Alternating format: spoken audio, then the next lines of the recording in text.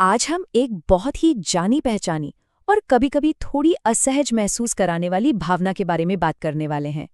वो भावना है किसी का दूसरा विकल्प होना, और इसके पीछे का मनोविज्ञान क्या है, ये समझेंगे। ये वो वाला एहसास है जब किसी का पहला प्लान काम ना आए, तब उसे हमारी याद आती है। और यकीन मानिए, ये कोई अनोखी बात नहीं है।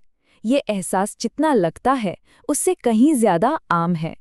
लेकिन क्या हो अगर इस पूरी भावना का लेना देना हमारी किसी कमी से हो ही ना? क्या हो अगर ये सब सिर्फ इंसान के दिमाग के कुछ तयशुदा पैटर्न की वजह से होता हो? अच्छा, चलिए इसी में थोड़ा और गहराई से उतरते हैं। तो चलिए सबसे पहले उस खास सामाजिक भूमिका को समझने की कोशिश करते हैं जो अक्सर इस तरह की भावना को जन्म देती है।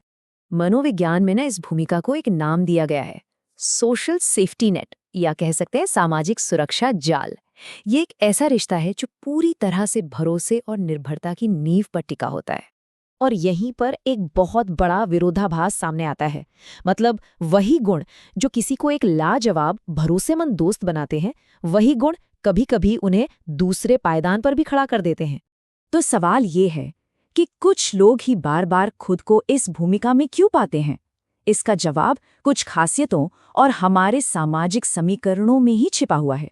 और देखिए, सबसे दिलचस्प बात यह है कि स्क्रीन पर जो भी गुण दिख रहे हैं, ये सारे के सारे गुण किसी भी दोस्ती के लिए बहुत ही पॉजिटिव, बहुत ही अच्छे माने जाते हैं। सामाजिक मनोविज्ञान ये बताता है कि हम जाने अनजाने में अपनी दोस्ती को अलग-अलग खांचों में बांट देते हैं। एक तरफ वो दोस्त होते हैं जिनके साथ हम मज़े, रोमांच और कुछ नया करने के लिए जाते हैं, और दूसरी तरफ वो दोस्त जिनके पास हम सहारे और सुरक्षा के लिए जाते हैं। चलिए अब उस पॉइंट पर आते हैं जहां से इस पूरी स्थिति को देखने का नज़रिया ही बदल सकता है। ये क्रम दिखाता है कि ये अक्सर कोई पर्सनल रिजेक्शन होता ही नहीं है। ये तो बस एक प्रिडिक्टेबल बिहेवियरल सीक्वेंस है।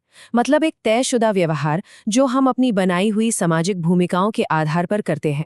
तो सबसे ज़रूरी बात है कि इस कहानी को एक नए एंगल से देखा जाए। ये महसूस करने के बजाय कि शायद मैं पहले चुने जाने के लायक नहीं था, ये समझना कि मुझ पर इतना भरोसा किया गया कि जब ज़रूरत पड़ी तो मैं ही काम आया।